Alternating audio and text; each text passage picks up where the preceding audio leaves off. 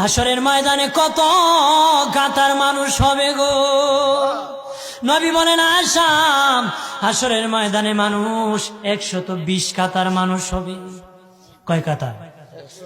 আয়েশা রে, হাসরের ময়দানে 120 কাতার মানুষ হবে। আয়েশা সিদ্দিকা বলেন ইয়া রাসূলুল্লাহ, ইয়া রাসূলুল্লাহ, আমি জানতে চাই আপনি রাসূলুল্লাহর উম্মত কত কাতার হবে? নবী বলেন আয়েশা, আমি রাসূলুল্লাহর উম্মত একাই 80 কাতার হবে।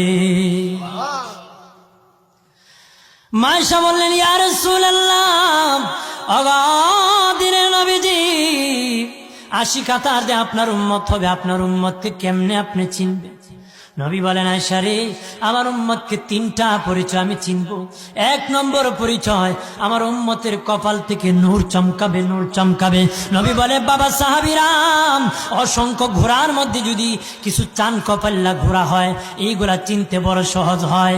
চান কপাল্লা ঘোড়া চিনতে বড় সহজ হয়। হাসরের ময়দানে আমার 1 প্রকার উম্মত চান কপাল্লা হবে, কপাল থেকে নূর চমকাবে, নূর চমকাবে। তখন আমি বুঝতে পারবো নূর চমকেওয়ালা তারা সবাই আমি রাসূলুল্লাহর উম্মত।